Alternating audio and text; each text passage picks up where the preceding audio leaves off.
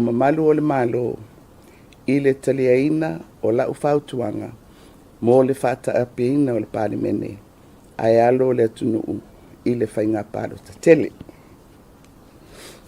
Ua mai a foʻi ona sainia e le afioga i le ao mamalu o le malo le faasilasilaga o le faataapeina o le palemene i le aso tolu o Iuni 2025. Afai e maeʻa ona faataape le palemene o tulaga masani i faiga faatemakorasi o le a seʻeloa le palemia ma le kapeneta e faaauau le pulega faatonu i se tulaga o le malo tausi caretaker government. E tusai ma le mataupu 22 ma le mataupu 23 puipuitasi o le tulafono faavae. E iai lavelave ma toa faa le tulafono e ao ona faataoto lelei mo le faatinoina o le faiga palotatele a le atunuu. O ia vala e faaono tapa ai se finagalo o le faamasinoga mo se faamaninoga ina ia sosolo lelei le faagasologa i le tulaga aloaʻia fa le tulafono o le faiga palotatele a le atunuu. O tulaga masani o loo faataoto i le tulafono faavae ma le tulafono faiga palota i le faataapeina o le palemene i le tau faaiʻuga o le paeaʻiga o loo taoto ai taimi faatulaga mo le lesi talaina o sui tauvā ae maise le lesi talaina o le ʻau palota ma vaega uma e fitoitonu i ai.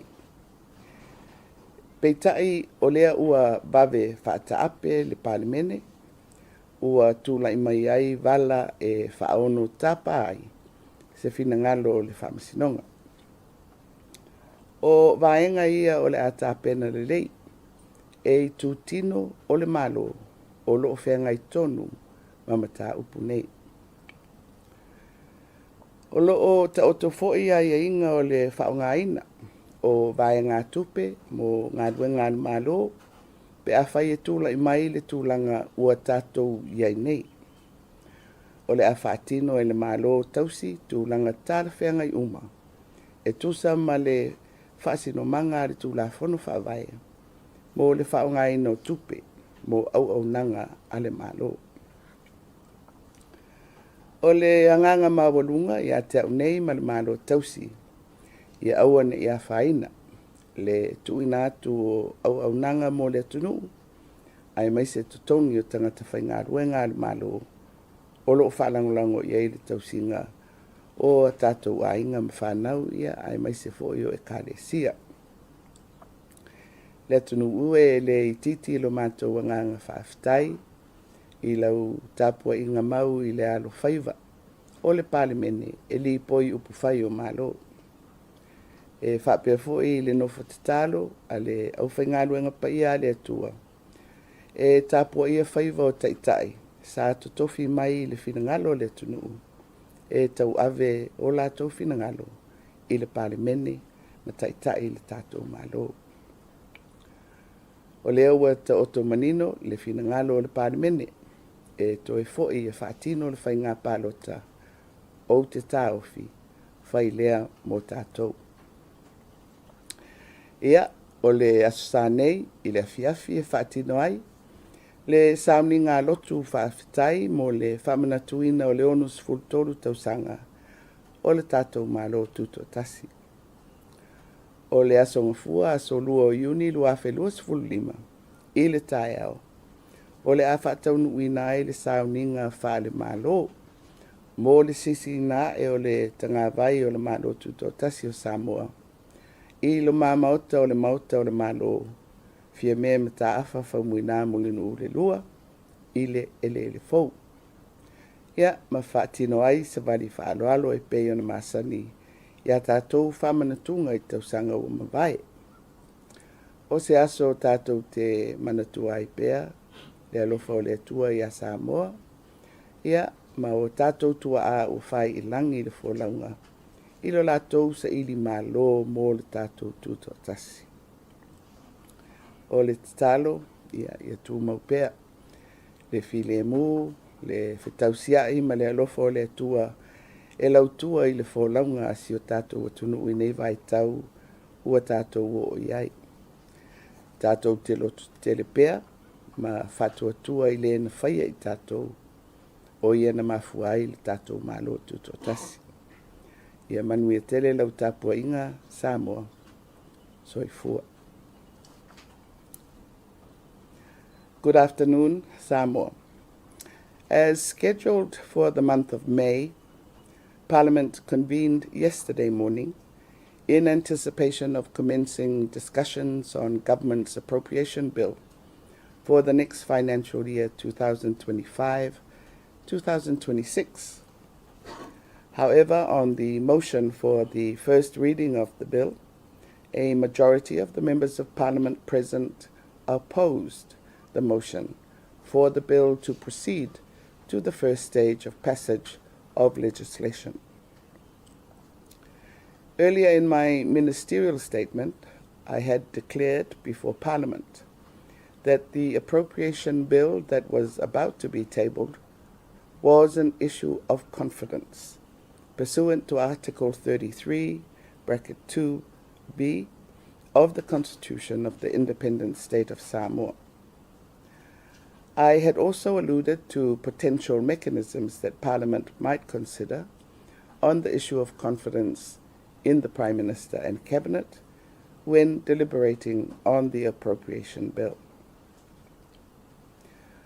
Upon the adjournment of Parliament yesterday, I met the Head of State to advise him of Parliament's decision, and pursuant to Article 33, bracket 2b of the Constitution, I tendered my advice to the Head of State to dissolve the Legislative Assembly. This morning, the Head of State issued a statement to confirm his acceptance of my advice to dissolve Parliament and for the country to hold general elections. The Head of State signed the notice of dissolution of the Legislative Assembly this afternoon to be effective on the 3rd of June 2025. Cabinet will continue the administration of the executive arm as the caretaker government until the first session of the Legislative Assembly following dissolution. Excuse me.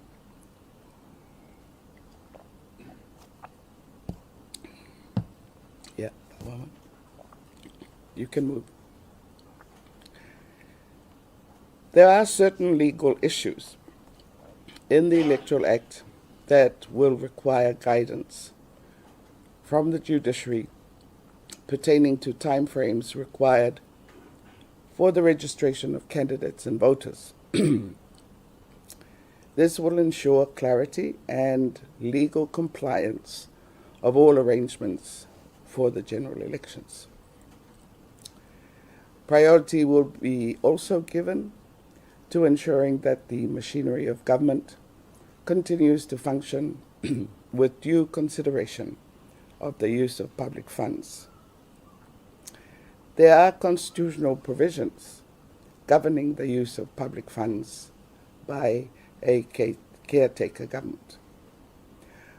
I would like to take this opportunity to convey our greatest appreciation for your prayers and support.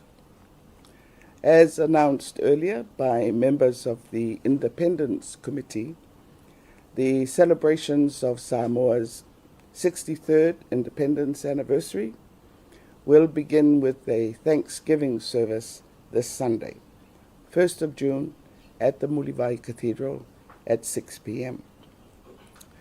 On Monday, 2nd of June, the flag-raising ceremony, followed by the march past in front of the government building, Fiamem Ta'afafauina Mulinu Lelua, at Ele Fo. It is a time for us to celebrate God's divine guidance and grace upon our country and people. God bless you. Soifua.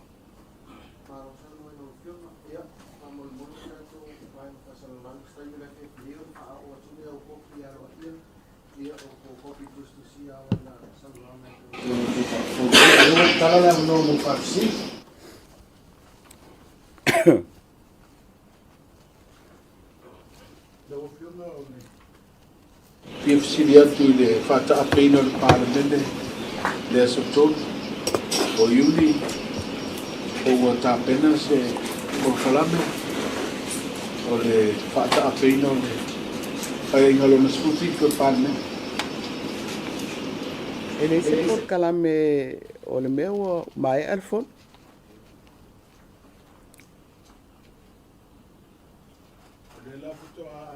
So effectively whaataapeina o le fono le asotonu o iuni o le saolea o le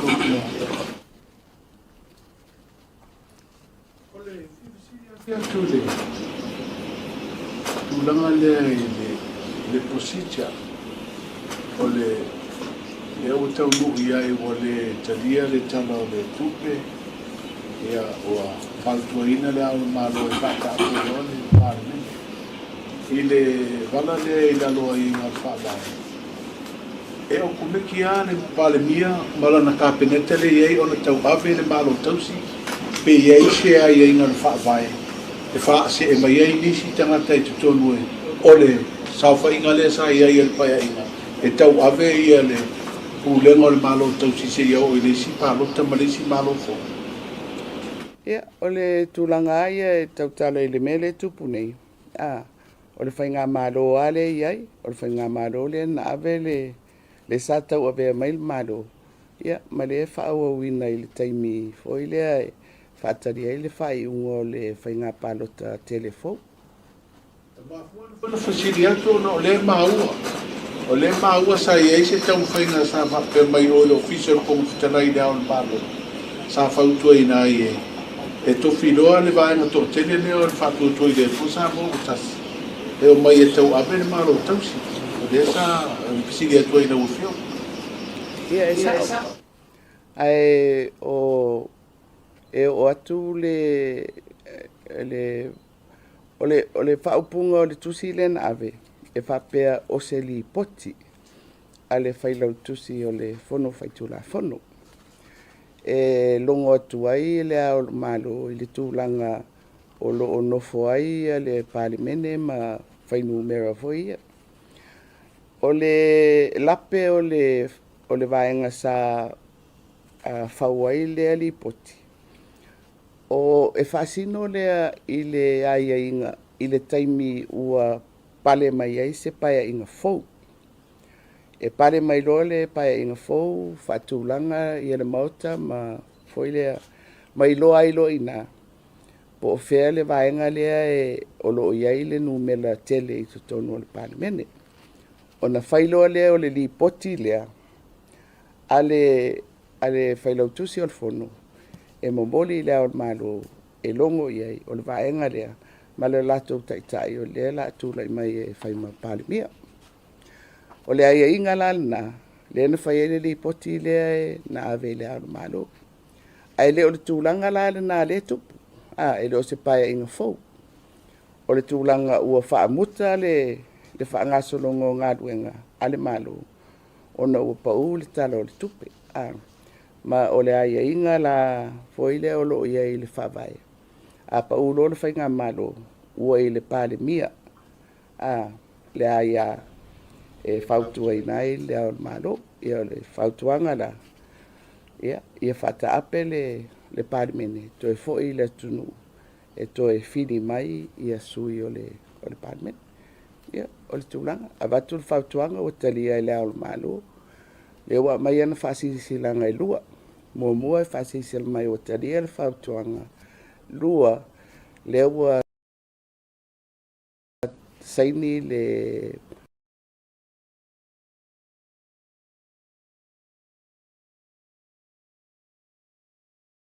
whaalinga aloa ia o oda e whata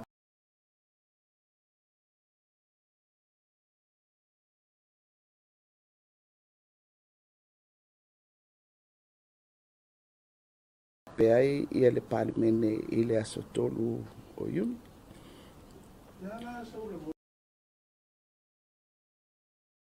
Ona ina ua tūlai mai lea ngai oi. Ia pōrino mai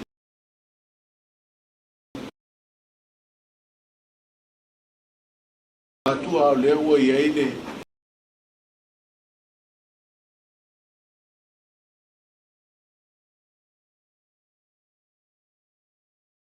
Ala o mea i le procedure.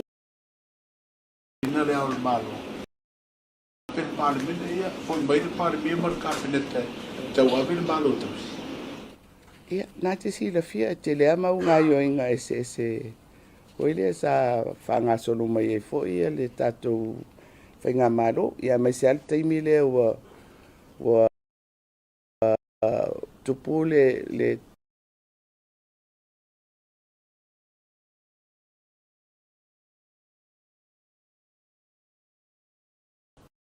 mea lea i le vaenga whai o le whatuatua. Ia, le voi tau te maua te o isi taimin whape mai e o tauna matou wha mawai a se e atu ai.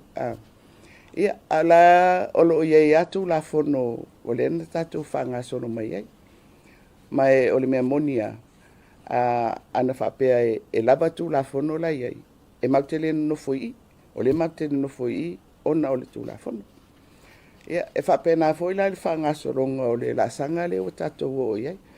Au se langona ia, ele o whate ia foi le tau fia. Ia, ele o mali tau mwhai. Sila le tūlanga le pē tala whiangai fo i le whiangai ai o le tau mwhai atu lea le whailau tusi le official whonui o i le haura malo. O tala whiangai le tūlanga. Ia, ai ase manatu o le whailau tusi ia o sona tiu te lea. Ia, a le la ua, le ua i le tonu i le vao le au malo ma le lotili ia i foi le i le e tusai ma le lipotina whao atu i le au malo mo le tūlanga ia o le whamaumawina o mea wa o le mea utupu ia ua watu le tusi ia e le tau fo ina ngungu e te tau na tāpena alo ia mai se tali e whamalam na mai ia ai mai se foi o la foi ngā i o i le au malo ia i lunga foi o le tūlafon Le o ai fo i le uta pena me whainga tānuta. Tua telefoni si o whaurulunga fo i au official man o i whapina fo i whairola o fia awai fo i o i whainga tānuta. O i aini se whai unga ka penita wa pe o le lo manino mai le taimi e anga i le atunu e whai le pālota. Taimi e tau na wha vai mai ai ni malo. O le tūlanga ia o laua ia le tūlafono taimi. Ia, ona o le tūlanga masani a tolu masina. Le electoral period. Ia, au ili nei taimi ona o whafosei. Ia, o le tau tāpena le lola. O le fuafuanga ia lena iai o le tātou pālota e whai a perila o le tausang fau pea. Ia, e peila o le mea la ua tūlai mai. Ua pe ua tau whate ia ai le vainga ale maro ia. Ia mai si fo i whalaputonga ale maro. I le vai atu whape ua momoli ai mai i whemwhea. Ia e mo ia la fo i le ele o se lesi tala. Ai o le ua whailo. Le wha moe moe o le tangata whaingaruenga. E alu i upwhai. Ia o te manatu la e atonu o se mai o le mea foi pe o le mea o ona o le ia le teunga na whail tūrafono o whainga pālota. Whapea e te tauna le stala ia sui pālota, sui tau wā. I le ono masina mai luma o le aso e whail whainga pālota. O le si la ai inga lana. E whelau tō ai. Ma le tolu masina lea e whapea o le piriota masani e tāpena i se whainga pārota. Ia. O le la tau te whaafonga mai whapea i nai mta upu whaltu la whono o le ona le wale to ye se palimene e suia tu la fono e fatontonu ai ni mea ia e tupu mai ele toa. Masalo ofisili la ia la ave i le whaamisinonga e mai e ni whatonunga whatu la fono e whaafoe ai e le tātou whainga parota. O le sia toa lea e iei nei.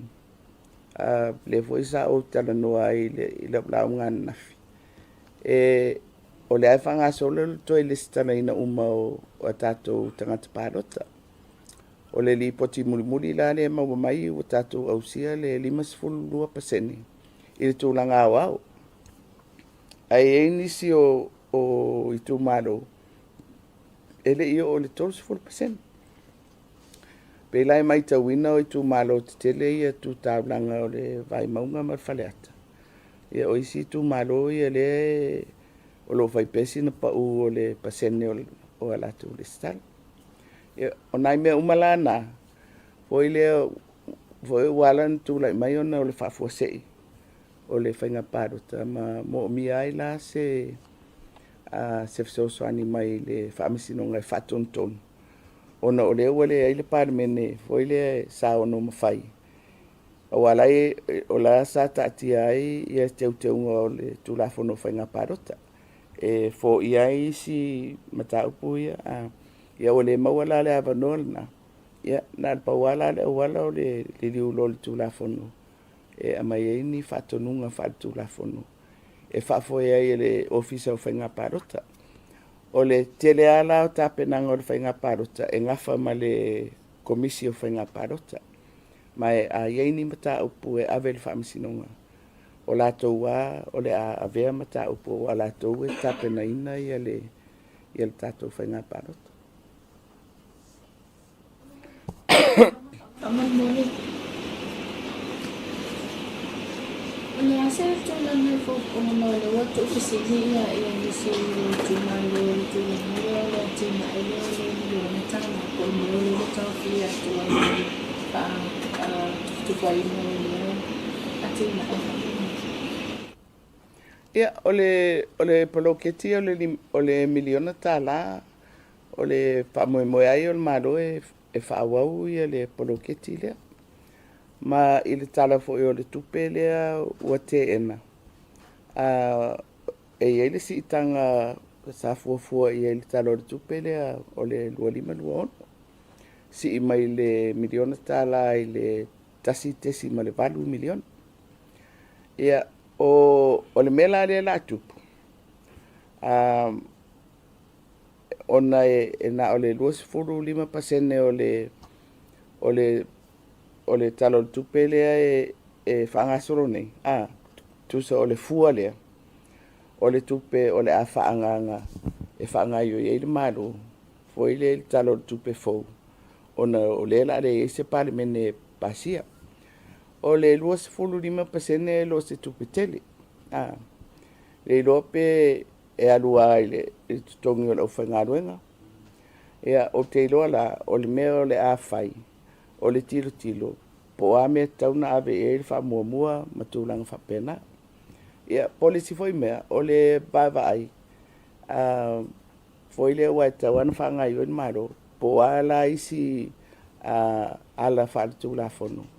E mawhai ai o na whaupopo ia se tupe e whaawawai ngā maro a o loo tā pena whainga pārota am tūlang whapena.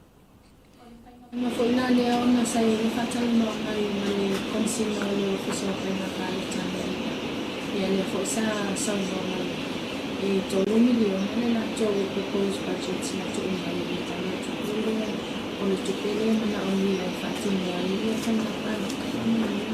Io, awa le ia ale fua ia na e fua mo le whainga pārota tele a fua lai kuata a whapeo le 5% o le kuata mua ia masalo po le kuata lona lua pe sa whamoe a matana whaanga solo ai le tupele mo tapenanga ale ofisa o whainga pārota. Ia, o le si foi la mel na i le mataupu foi le po fea ave e le whamomua.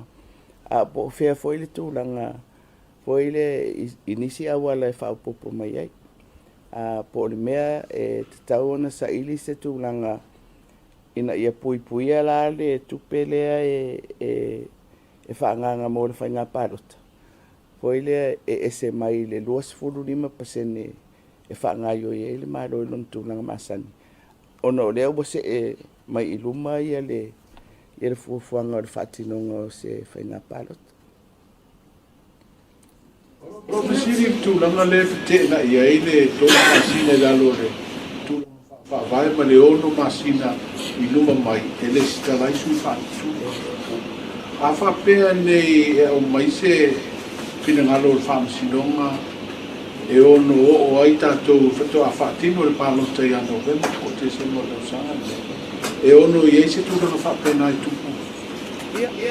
E foi le o le mea lalna.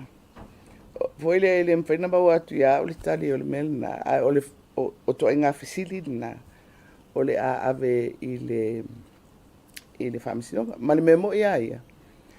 Ia te o te le pole tele le ono masina pole a pole a. A le mea o te popole ia uia. O le lava o le lola. A wa so se whainga parota. O le awala le whaaria i le whinangalo o tangata anu. Foi le lai tauna vai ai. O le ale fua, foi le e tauna ausia. Foi le e ono atangia mai ai. O tele se sao, foi le o tangata i le filifilia o alata usui. Pe le ngata i le tūlanga au, ia wai tau foi na whaamautino foi i tū malo ia taitasi. Ia manua le tatu i le pālota. Lautou ulenga whaatonu lau whionga i le pālemia ma minsta malo tausi. O maua i tala lea lea le matangi o lewa i lautou tāpenanga i lautou pāti whaukufai. Ia e me se autou leo mai lai tūma o a tima le lau. Ia o apa. Ia a fisi tu sao i lau whionga. Ia o mautu tāpenanga foi ma whausanga o lautou paenga whaukufai wa o ei se mua o a whea whaalau i roa ai ia ne o tau sui foi whaatu. Ia, o le mātou atana, me mua, halu tangata ia wailona i tūmalo. Whainga pāti maisi mea, e nai sau muri. E leanga le pupu foi le ami mai ai mai. Mana i alti tiro mo tangata ia. Po o saunga le mu le leina ia manona i tūmalo. Ai o te manatu, o le lava mau te vai foi mātou po a mātou options. I le tūla whono aia, o le lava i sai tia mātou i lalo, foi le wha maunga o le whauru whare mai le paia inga le la whata ape nei. Ona o whapea o mātou sa le stala mai o sui o le fast. Ia, masalo la suru o le vai aso leo ta tala no atanga o le natulanga.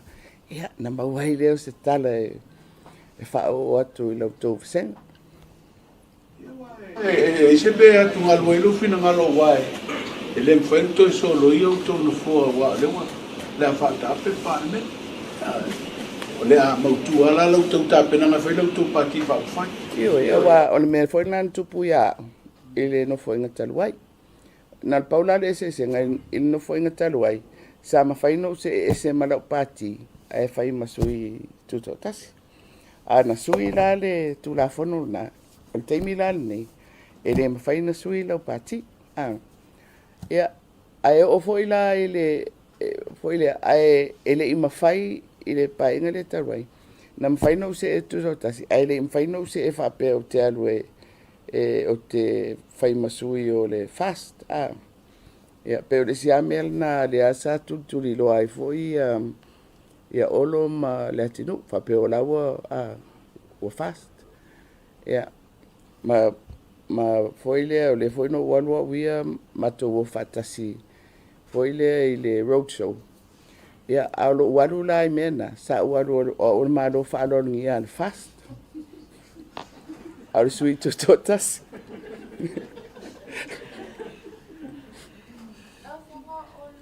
Lama le te tolu sui pai pele pole mea o le wata ofi a matamai ana fipe fatoa effective le soto.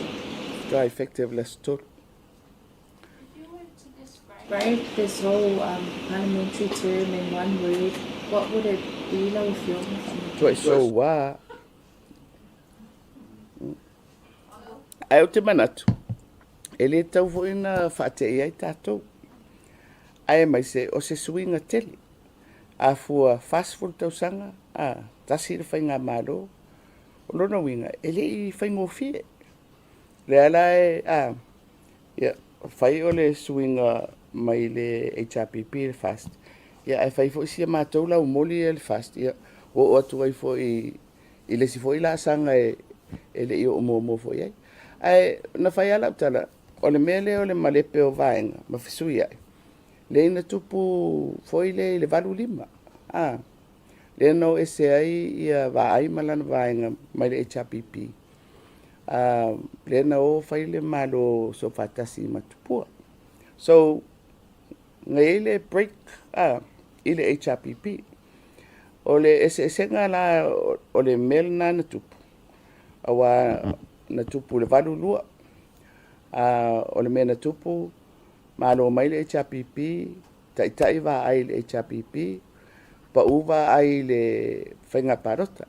Se ani loa ia tofi lau o tai. Ai tofi mai e leo malo tupua. Feitai loa ia whaipule. Ona pea o le melen tupua nafi, o le pale menea, o la tau e ona le whaiunga, po ai e tai. Ia, nal pawala wala na whaatino, ele fina ngalo o le parmeni. O le whai mai o le tala o le tupea tupua. Ai whai lo le melen tupua nafi. Whai taunga mua. Nal paula le se senga o le melena. Ele i whautua ina le whata ape, awa tausanga mua le nofo inga. Ma le si mea, o la esi la fia le e tupua. Ele i ate ia i ele whai numera. Foile? Ia na whai e lola ia le mea o le foile o le malienga. Fisu ia i loa le whainga malo, ma whaatino le mele ua i fina ngalo o le parimene o le to tele ia le HRPP. Ia, ai o le valu lima. Ua whaatau nu ua ia le split lea na amata mai ia i le valu lua. I le mea ua toi fo i mai vai. O le ua ia, a le o taitai ia i fo i stoina to filau. Ia, alua iloa le vala lana. Ai, o mea uma foi lana, le valu lima. Na se e loa ia vai manan vaenga, whaile lato whainga malo matupua. Ia o to tele nu mela i tutonu o le parliament. Ia ai le whaila se whainga parota. Na to e fesu ia. Mai tupu foi lana mela na. Pe o le tausanga muli o le paei. Nei whaatapinga le palu mea whaatapinga i fo e la whionga mai kapena tala whatau tupi lua olua lima lua olua. Sa e si manatu fo i leo bisa expect fo e o mana kapena tala leo le whaidunga leo le ao e le. Yes, because o le mata upua rea, o le tala o le tupi. Apa ulo o le tala o le tupi. That is a confidence issue. Na mato iloa ala. Yeah. Ka fianga fo i le atunu ai mai se o le amataina le sito sanga fantupe o le o tape pan men mo le spenga palit. Fa mata lava se le ni le temi le e vana ile atunu i me to sanga to se i mai le spenga palit. Mama le spenga mai fo. Well, o le ai whanga soro talo tupe o tau sanga ni fitoa o mai le whai ungo yuni. Le ala lava tupe o le whanga ngai le whaafisiri ona na o le 25% le e whaanganga. E le whapea na alpauna tupe an malo, na alpauna tupe whaatu la fono e mwhain whaonga. There's money, but that's the point. For ile o le mea whaatu la fono ina. So, ile tūlanga lea, for ile o le pau o le malo, whainwhainga parot. Le la ele provisional 25%. Ai a toso atu la sili atu le tolu masina. Na ye lo le o whawhita uli i le tupe le whanganga. o lona winga toe sa ili polari si au ala faltu la fono em faena fa au le fanga yo ingol malo Kaya ni sila ay patsatsanay po ila tumuuli onu pifa dividend at nu pifa. Pamata sa nu pifa. Pamata sa afiat jolo fatsanay no talo tupi. la no pifa Ole wano wati ole dividend or nu pifa. ele fa le dividend no pifa e fa ya no pifa e langa dividend Teta selo si toman bonela fiong. Ia leo fata apik palimeni ia wai loai fo i le palo tasa awa ia tu ia le pati sa tau anga i mai fo i ma palo tele atu. Awa le itupul fata api ina palimeni mal fono le. Sa ia se tulanga fo i lea sa tau mawhai atu ia kapinita e whaalilea le vaha mal fast. Ia pe sa tau mawhai mai fo i le fast ina ia whaalilea le ngasi a maano lea sa ia i awali sao ni mo funtangan ni fata nei na tala tu. ai na pau mele na ia fa te mai o isio matou ai tau ana mai le si vai Ila walo te usanga i tono le parliament. O e tala mai ia la fore le fatu tuina o le tupe le valu lo mal valu lima. Ai le isi tūranga na fo e whai palota. Na toi suia i o mawal numera le isi tū ia mai vaenga na whawa.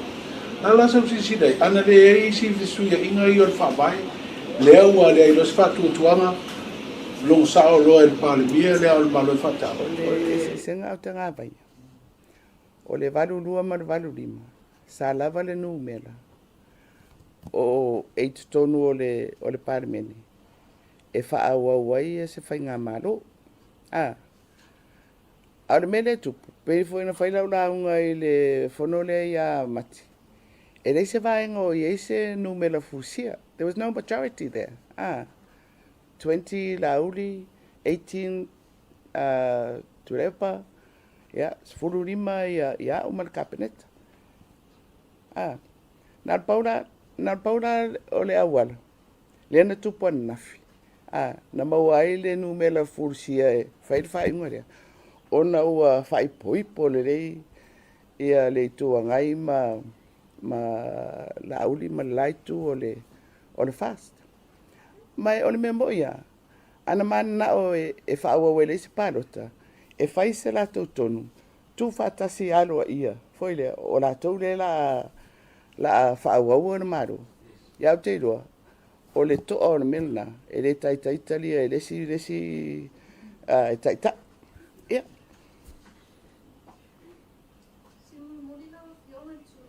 Le caretaker government. Whake nā po ia le tofinga lea le fonga whetalai. Does he continue on as a caretaker speaker? Kawawe whenga tōmima?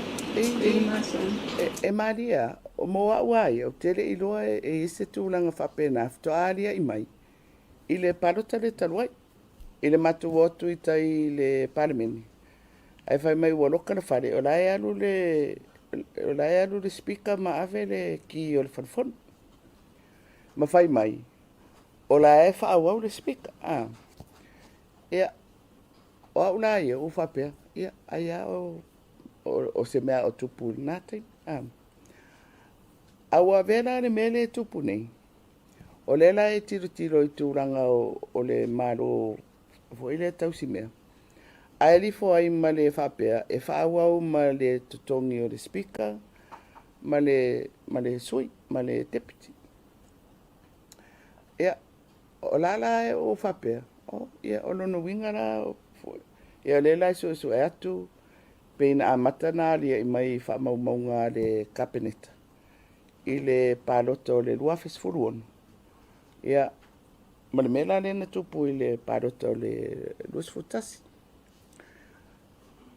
A le mela le e whawhesiri.